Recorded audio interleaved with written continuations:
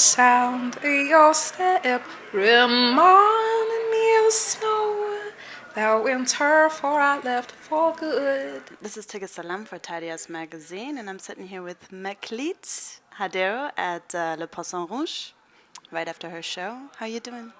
I'm good. Meklit Hadero, what does that mean? Well, Hadero is from Kambata, and it means milk. And Meklit, I mean, I've heard so many different things. People tell me all the time. But I had a friend in college who had a Amarinya Ge'ez dictionary. And he looked it up. He looked up the meaning in Ge'ez. And in Ge'ez, it said, one who knows the balance of things. And I like that because that's deep. So you lived in San Francisco now for 6 years. Where did you live before? I mean, I've been on a little bit of a roller coaster ride through the U.S. and through the world. All right, I was living in Seattle before then, and before that, New Haven, Connecticut, and before that, Gainesville, Florida. I was in Miami and London briefly, Jacksonville, Florida. I spent my childhood years in Brooklyn, and before that, Iowa, D.C., Dusseldorf, and Addis. I was born in Addis Ababa, and I left Ethiopia when I was a year and a half. Yeah. Are you thinking about doing a show in Ethiopia? Oh, I am doing a show in Ethiopia. I'll be in Ethiopia in December. I'm on the yearly plan. Nice. I'm on the yearly plan for visiting. Great. And I will be playing as a part of kind of the burgeoning Afro-Roots festival that's going on with some organizers out there. And that will be kind of mid to late December of 2010.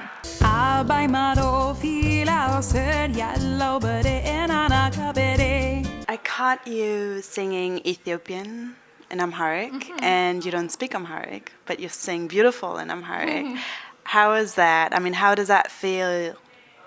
Well, you know, it was really important to me to have a song in Amharic on this album, and I felt like, you know, it was just such a wonderful way to be able to like kind of round out who I am, but then also to be able to really learn, because Ethiopian music is so rich, and I want to continue to learn from that tradition and that music. And I have a whole list of songs that I'm planning to kind of incorporate. But you know, I'll always do it in my own kind of style, and it'll never be quite like it was on the classics, and it will never be the majority of my set either, because I really, there's something about singing the songs that you write that is so just powerful, to be able to communicate such a deep part of yourself. But I really want to be able to incorporate, you know, songs from Ethiopia in my set as well. Right. Well, I was in Ethiopia in December last year, and I played a couple of times. I played like 4 times. I was really amazed by how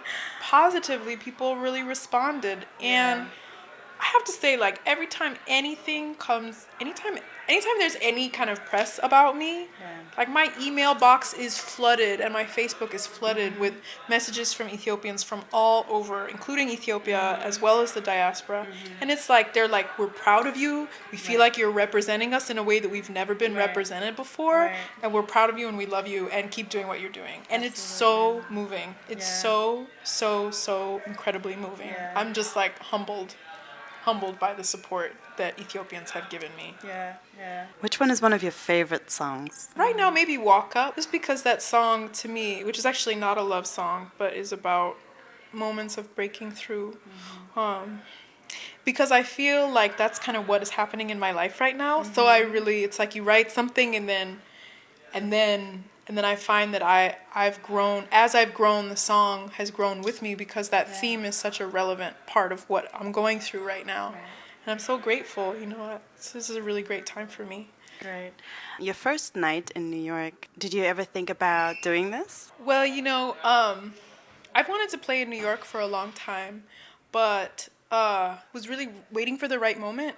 And my new album just came out, and so I was really thinking I need to come out to New York. And then I got introduced to Somi, who's an incredible Ugandan, Rwandan singer, and she has this series called New Africa Live. And the great thing about New Africa Live is that it's not just a concert, but it's a concept also. And the idea is to really challenge and expand the kind of music that we think that artists from Africa should be making. And so when she was like, yeah, you want to do New Africa Live? I was like, this is perfect. It could not have been a more perfect first show in New York. Tell us about your new album. Well, it came out on April 20th on Porto Franco Records, which is a San Francisco-based label. I've been living in San Francisco for the last 6 years, and I'm really so excited about how it turned out. It was produced by a man called Eric Moffat, who has been like a real musical collaborator with me for years. He also produced my first EP. And the album itself really brings together a whole community of musicians based in the Mission District of San Francisco.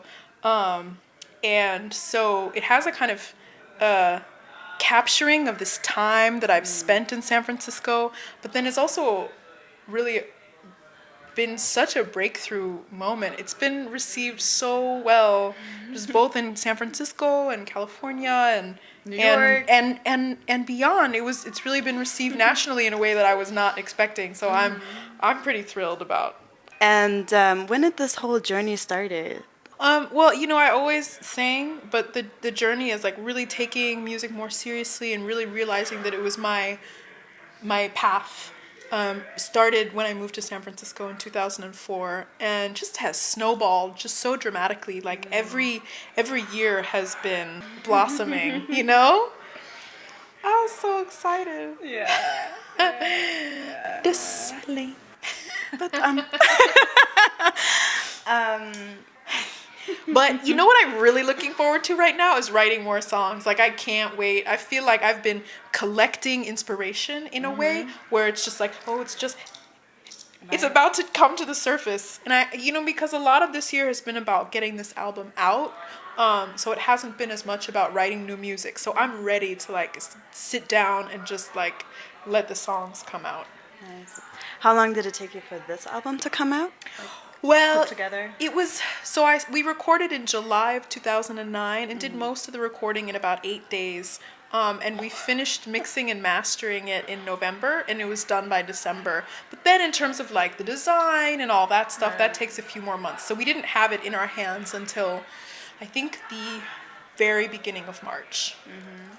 So the NPR, review of you was absolutely amazing. I mean, that totally sold it to me, You were compared, Johnny Mitchell meets East Africa, and a crossbreed of Nina Simone. Johnny Mitchell, my personal favorite, singer-songwriter. Nina Simone, I mean, I know all of her songs.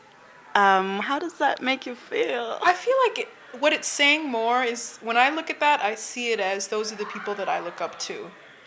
You know what I mean? Totally. So it's more like that. And if I could be anything like those women, I would feel like I had satisfied.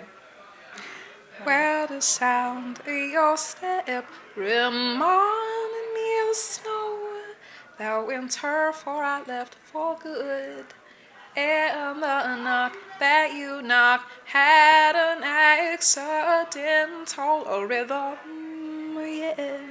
Oh, you asked me for tea and I knew you liked it sweet. I remember with 2 sugars. I am a happy baby too. I see you again, again, again, The wrinkles when you smile are like rings upon a tree. You reminded me of plane rides, baby, of takeoffs and landings and watching the earth from the sky.